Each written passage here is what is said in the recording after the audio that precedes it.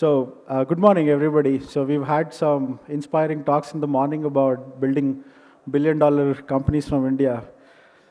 Fail to understand what's the fascination with the word billion-dollar in India. We should be speaking thousands of crores, maybe.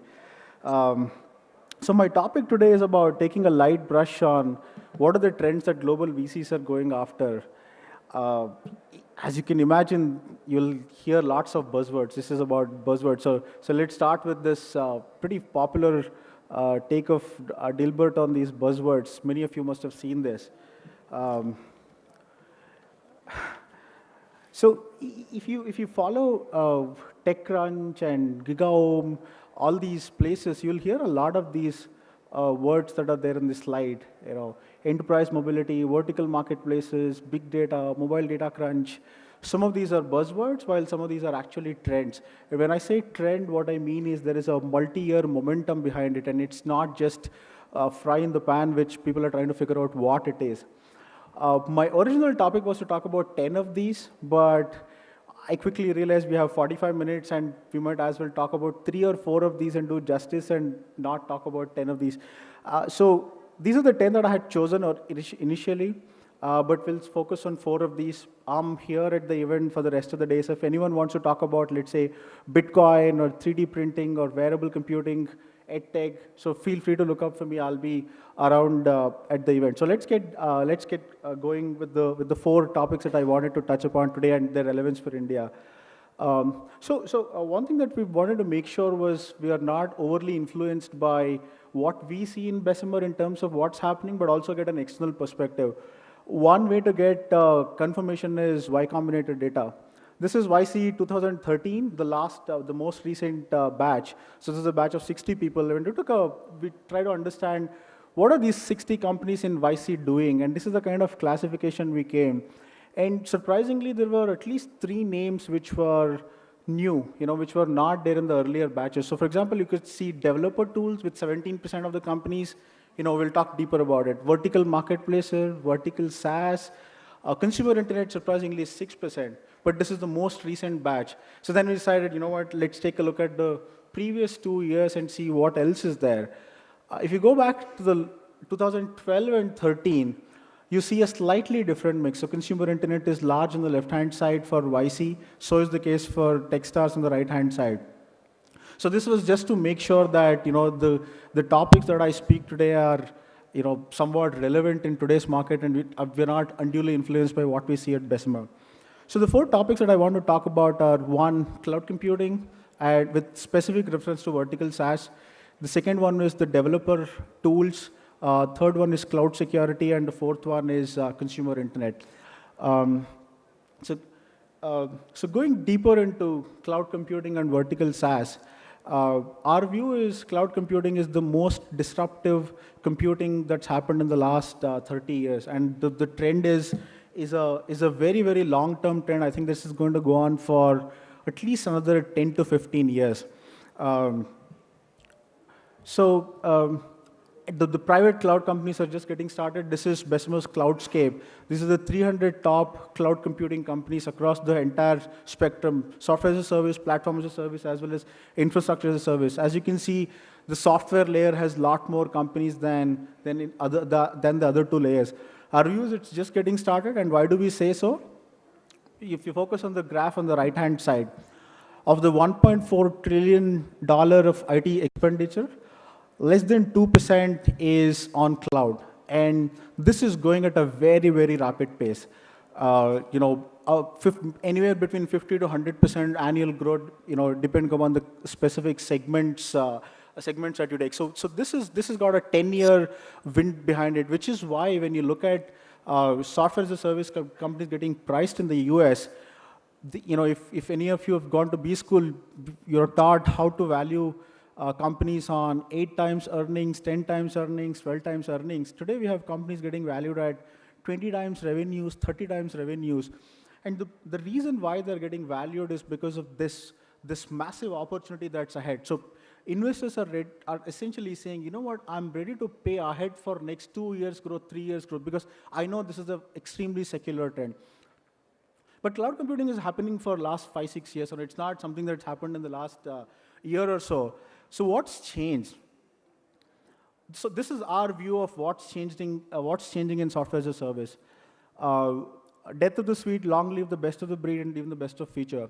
The big shift that's happened in the last 2 years is shift of decision making for software purchases from the CIO or the CTO to the individual departments. That's a big change that's happened in enterprises. So unlike what we discussed in the morning session, it's not the CIO who is deciding anymore. It's the marketing department has its own budget to buy IT tools that help solve their problems, whereas the developers have their own budget to buy and use tools that solve their problem. So that's a big shift that's happened in enterprises. The second one is what Rajan referred to as SMBs. SMBs are adopting software like no tomorrow. There is a massive wave of technology adoption in the US where people are trying to have a software doing most of the things that they were doing using paper and pencil. I will go delve deeper little on that topic in the next few slides. So if you look at the functional areas, these are functions in any large enterprise.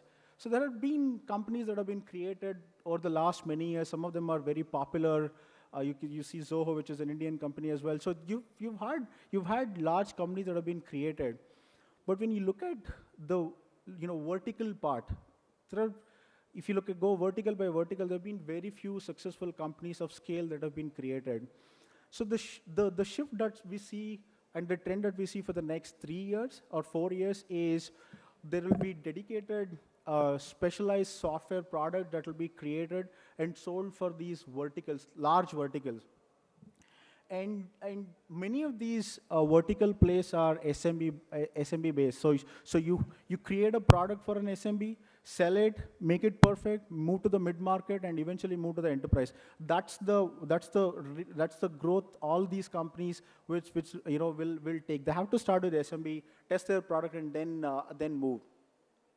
So what are the reasons why vertical SaaS will happen? The first one is there are many large industry verticals, pharma, retail. These are massive verticals, and they need solutions that cater to their specific needs, as opposed to a solution that takes care of a broader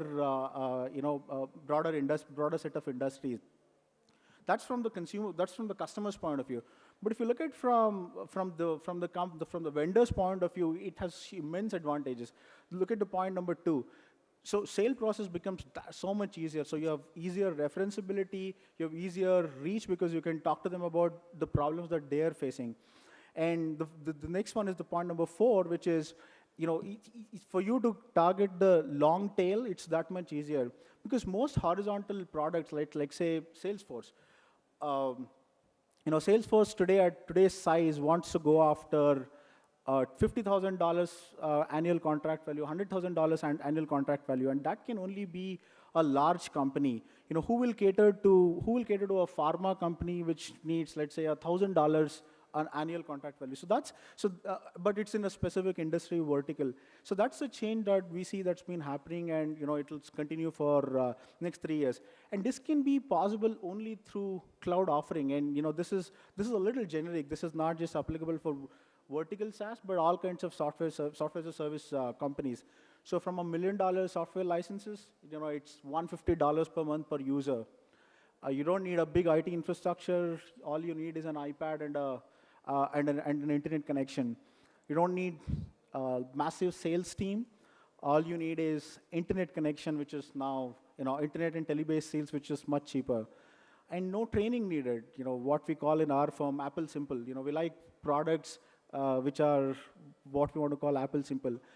And I think this is a huge opportunity for companies in India. Before I come to that, so it's not that it doesn't have any disadvantages. Obviously, any vertical market is a slightly smaller market, lot of churn, lower price points. But pros are, the leading alternative is paper and pencil. So you're trying to replace not some other software, but someone who is using paper and pencil. So those are the pros and cons. Going ahead, this is our prediction. So what we see is, because people want very specific solution for their problems, in the next 3 years, after the penetration of vertical softwares, what our prediction is, you will have a matrix of horizontal and functional areas. So you'll have companies that get created for retail CRM, let's say, or BPM real estate. I think that's where it will head because the wave of software adoption in the US in particular and rest of the Western markets will make sure that each of these are viable companies. Plus, one other point on US liquidity. So the threshold for a US IPO today is a lot less. So today you can take a company public or be acquired at $100 million of revenues or even at $70 million. So if you can see a potential to create $100 million revenues, which each of these intersections potentially can, I think this is where we are heading in terms of the software as a service companies. One example is Viva, which went public, which is a pharma company. I would suggest you take a look at the numbers of that company. It's a single point solution, pharma industry doing CRM. So this is a quote by the founder of Box.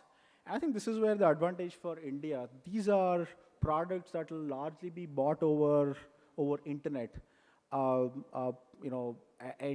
can we create products in India that can be sold over internet? Companies are already doing it, but this is a huge opportunity from an Indian entrepreneur's point of view. We'll talk a little bit deeper about what we can do in India a little later. So that was one set of opportunities that I wanted to cover. So if you have any questions, feel free to shoot in the, as and when you have a question. So I'll slip to the next topic.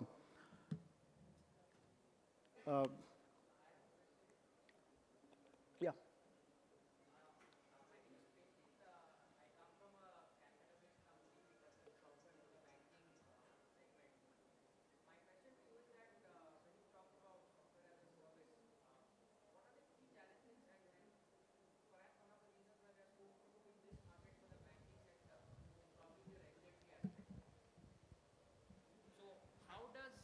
A startup in this niche sector of, say, wholesale banking get around the regulatory aspect to provide software as a service?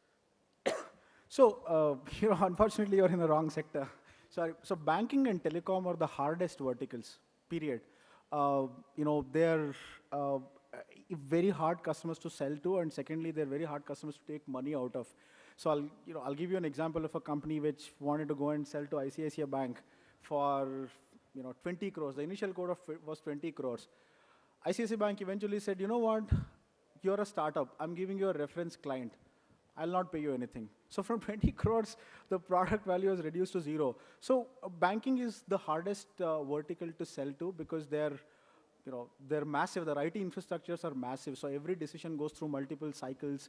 So in banking, my view is only peripheral stuff could be used as software as a service. Plus, they have regulations in terms of where the data resides, etc. Even in the US, that's not the vertical. That and telecom are the two verticals which have seen the lowest amount of adoption in of this cloud-based software as a service model. The second area was about developers. So this is kind of a new area.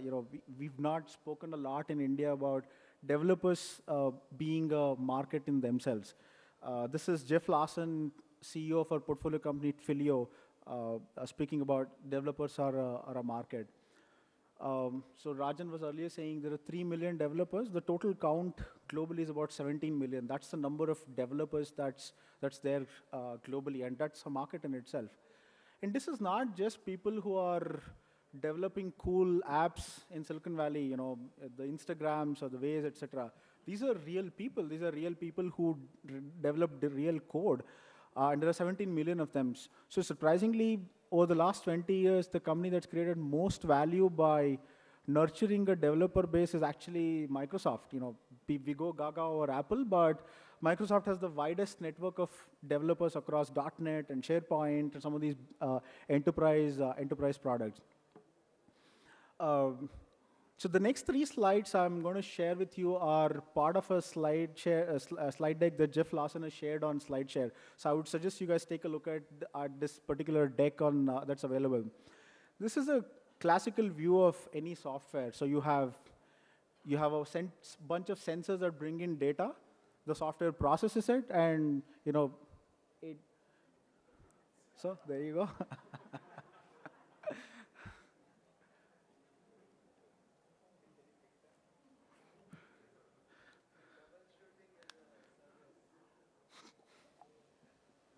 Yeah.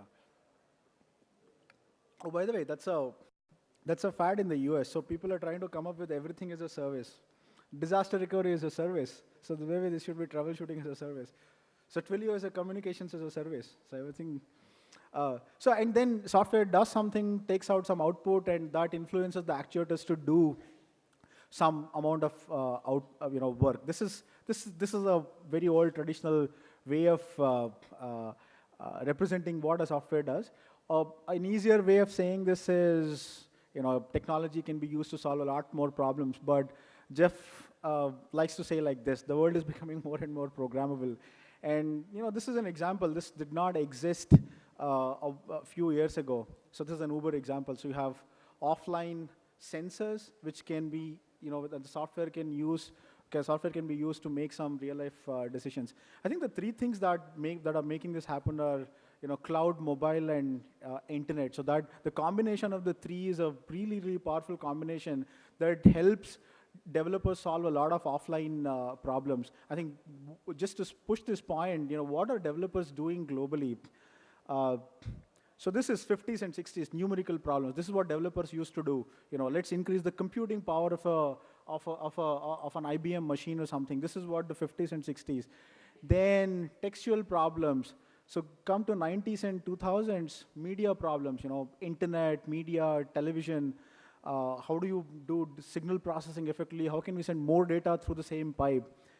Come to the current era, developers are mostly solving what he calls everything else problems, which is completely in the offline world.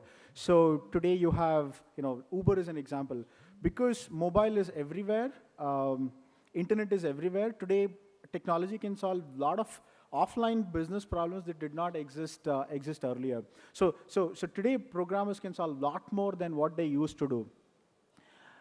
But so they're because they're so central and they're solving so many problems, they're today empowered to make buying decisions. So this is a book that I would recommend if you're interested in this market. You could read this book. It's an extremely well-written book on how developers are transforming the world.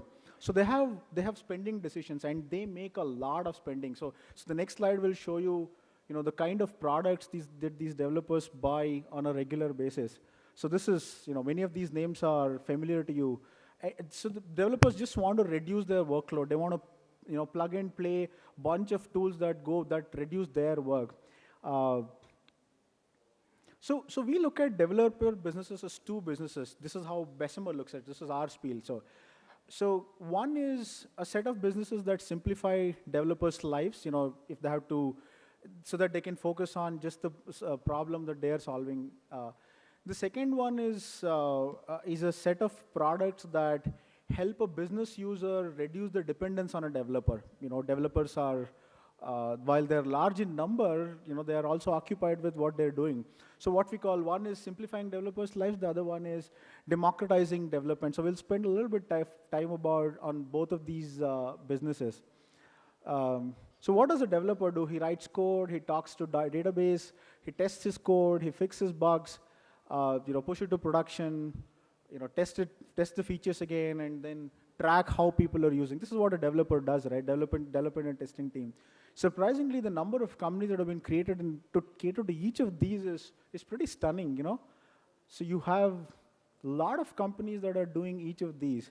And why do we feel there will be more companies? Because the second part, the talking to the database, APIs, etc., that's growing at a very, very rapid pace. So the number of companies that are there can be a few hundred companies, because the infrastructure piece is evolving as we speak. So this is one developer business that we are pretty bullish on. And as you can see, there are two Indian companies on this slide. One I'll point out, the Visual Website Optimizer, the A/B test feature. This is a Delhi-based company. Any guesses on the second one? It's a Bombay-based company called BrowserStack under test code.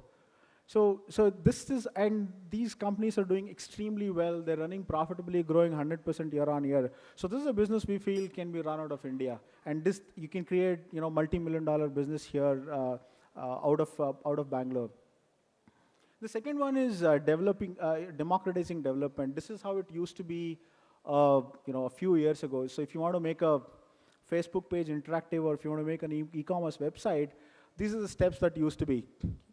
Rather you ask a developer, rather beg a developer, he learns Facebook meta language, he sends a sample, gets feedback, makes changes, releases, marketer wants changes, the whole cycle, keeps repeating. And now with these companies, you don't need developers. All you need is the business guy needs to know the algorithm. So what these kind of businesses do is transfer the responsibility from writing code to writing an algorithm. And everybody can write an algorithm. Any business guy can actually write an algorithm. What that does is it expands the number of people whom you can sell to from 17 million to a much, much bigger number. So these are US numbers. Computer science graduates 50,000, 17 million global programmers, and information workers who are doing some other business process management. That's 400 million. That's a huge, huge market. And these are, as I said, these products can be sold over internet, and you can reach these businesses completely digitally. So it's a huge opportunity for creating product companies from India. So that's the second topic that I wanted to cover. So if there are any questions, let me know. I'll switch to the third topic on consumer internet.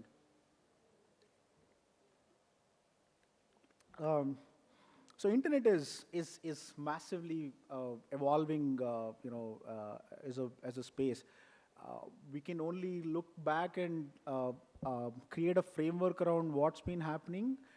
To predict what's going to happen in the next 3 years or 5 years is pretty hazardous.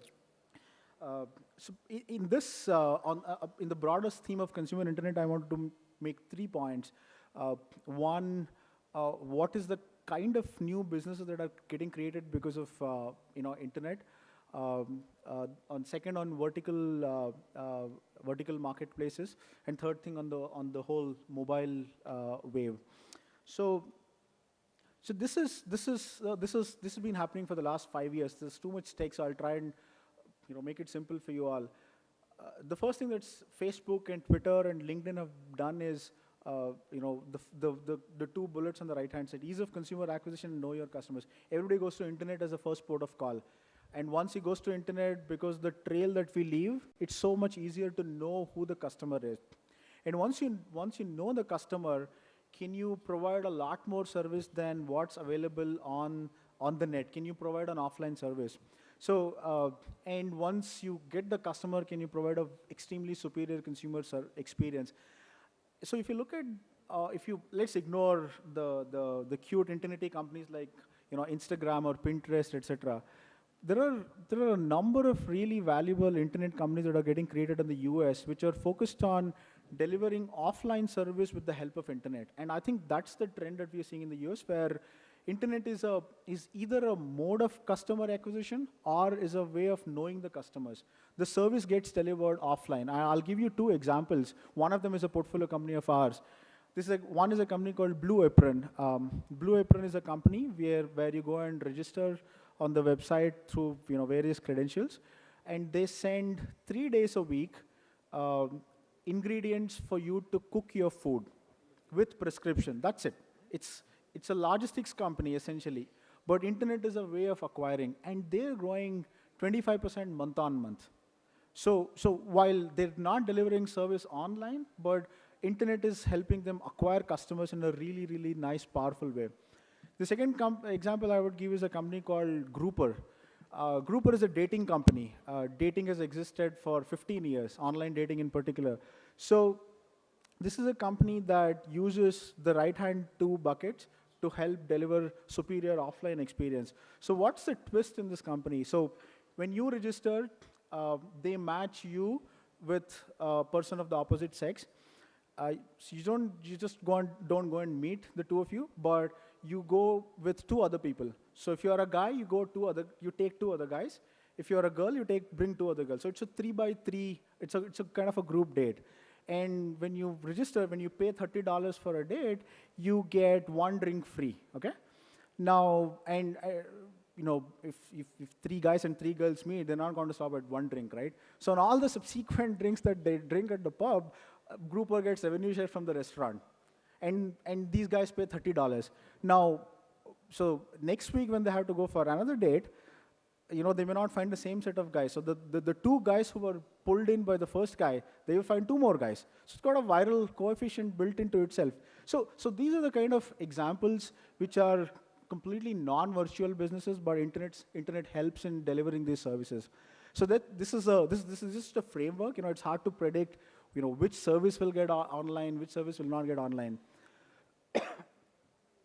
The second point was about vertical marketplaces. So horizontal marketplaces have existed. eBay, Craigslist have existed for a long time.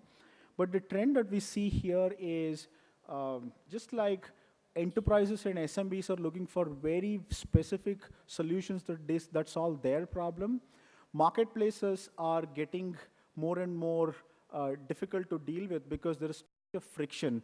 And the number of people online looking for a service or a product is now big enough that you can actually create vertical marketplaces. And this has been growing for last 3-4 years. To put it in a framework, large fragmented markets. So these are examples on the left-hand side. So sharing economy, housing, cars, tools, Airbnb that fits into the first bucket, flexible workforce, niche products, second-hand goods. So these are products that could have existed as part of the larger horizontal marketplace, but now they're big enough to be independent. And they have special needs of their own. And special needs like, let's say, sharing economy, calendar. Can Craigslist and eBay manage this? Probably not. So many of the verticals that are there on all these horizontal verticals, horizontal areas, our view is they will be big enough to handle independent vertical marketplaces. So this is again a 3 to 4 year trend. I think in India we are a little early for this. We'll talk about what's ailing in India on the internet side.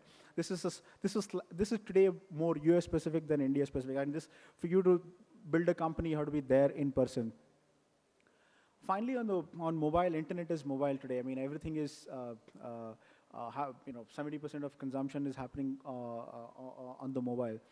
So what's been happening is, one, offline experiences are being delivered through a mobile phone, so it gives you better control over your delivery of service. This is on the left-hand side. The right-hand side is interesting, and that gives everybody hope that you can always unseat a incumbent. So Google Maps, pretty popular, but Waze did something that valued it at $1 billion plus valuation. WhatsApp replaced SMS. Spotify, Ghana, Dingana, all these guys could replace the core music app. Flipboard replaced the magazine board that Apple has.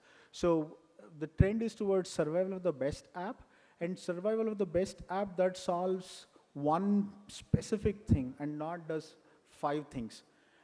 Again, this is, as I said, internet and mobile change every 3 months, 6 months. It's very, very hard to predict. We can always put a framework on, what has happened. So that's, I think, on consumer internet. So I'll go to my 4th area, which I wanted to discuss briefly. This is about cyber security or cloud security. This is definitely not applicable to India. This is specifically US situation. This was quoted by a former FBI director a couple of years ago. So hacking has changed dramatically in the last 10 years. So we used to have one single hacker with rudimentary tools targeting PCs and telecom switches and some websites just for fun. When we used to study in colleges, we used to have people who would say, I hacked this site. That's changed dramatically. That continues. It's not that it has stopped. But today, cybercrime is about organized groups with very sophisticated tools and targeting enterprises, governments, creating losses. So the objective now is not fun, but the objective is a lot more political, social, and financial agenda. That's what has been happening, and so the costs of these breaches are pretty high. And the right-hand side map shows you the places from where these threats are. This is a global problem. So this is a week from Jan 28th to Feb 4th. Look at the amount of look at the number of instances and the severance of the instances of data breach that happened in just this 1 week. So this is a significant problem from the point of view of, particularly from the US.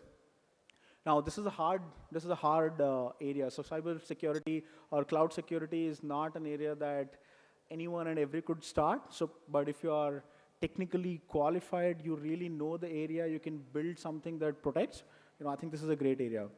Um, so, what's the relevance of security with cloud computing? Uh, Cloud actually helps cybercrime in a way because everything is now available in the cloud, not behind your firewall, not inside your office complex. So everything is on the cloud. And cloud also gives you more computing resources that you can use to actually hack all these installations. So the first thing that happened was people were fearing the cloud. Hey, if I put on the cloud, I'll get hacked, I'll have a problem. That was the first one. Then people said, I don't have an option. I have to be on the cloud. So the next wave is, okay, let's protect the cloud. So then you have two sets of opportunities. One is cloud-based service providers who need to make sure that folks like Amazon and Microsoft, they need to make sure that all the content that they have, all the applications that they have is all safe. At the same time, folks like Salesforce, Box, Dropbox, they need to give users like you and me confidence that, yeah, every transaction that you do with the server is encrypted and decrypted in a complete manner, and there are no issues with the protection. The third thing is, so once you're giving security to all these cloud providers, you might as well use the cloud. Constant updates, be a cloud-based, recurring revenue-based security provider as opposed to one-time license security providers, which is what the world was, till a few years ago. Mobile devices can only be protected by the cloud because it's there everywhere. It captures user location. It's always connected, unlike some of the PCs. Traditional solutions won't work. Limited battery. So you need dedicated solutions for mobile malware detection and protection. Finally, this is our view. The next wave of cloud security companies will come on the previous roadmap that we discussed, the developers. So can we deliver security in the form of APIs? Can we build companies that are that don't sell a big box of software or just a huge piece of software, but through APIs? So that's the next set of companies that could be created. So those are the 4 areas that I wanted to talk about. Initially, there were 6 other areas, but feel free to reach out to me for the rest of the day. I'm here.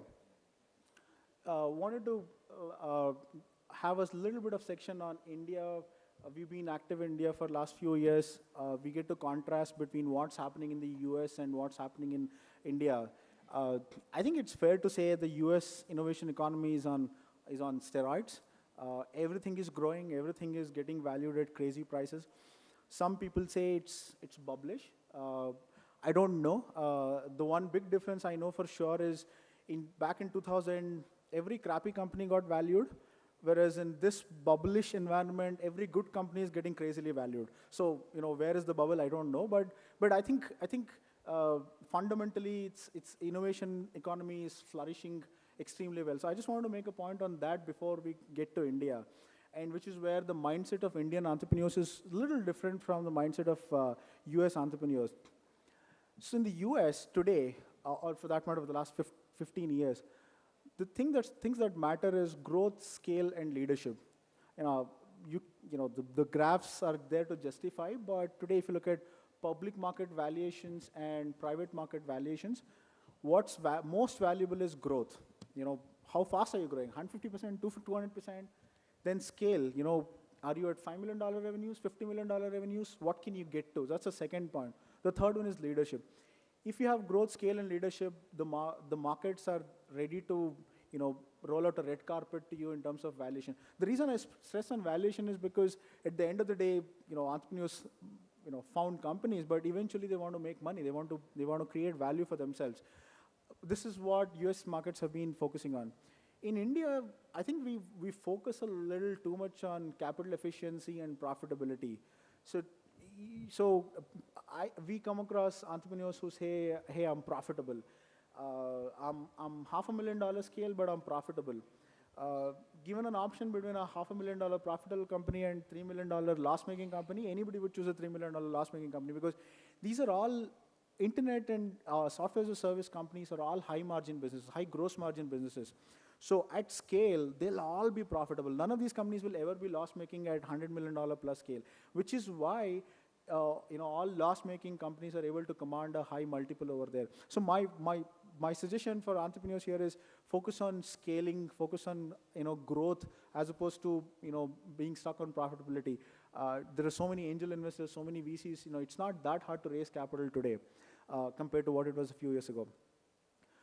This is the most controversial slide on the deck. What's the strength and weakness of our ecosystem here? I think we have a massive consumer market, pretty obvious.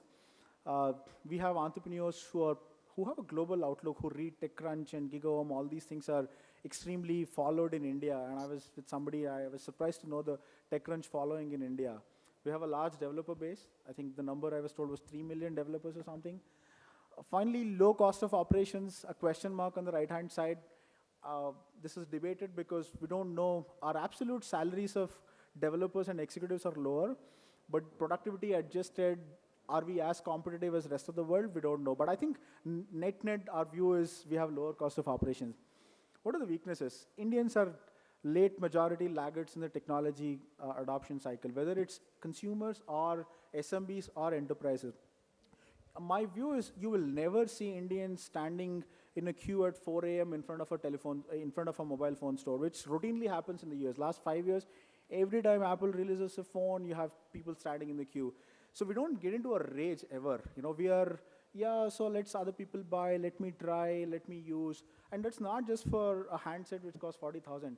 Even for applications, even for downloads, app downloads, we want enough testimonials from people to say, yeah, this app is cool. So then we download. So the early majority is not there in technology adoption cycle, either for consumers or for enterprises. Hence, I don't think there'll be an Instagram from India. It's very hard for me to imagine an Instagram which is purely created on consumer adoption as if there is no tomorrow.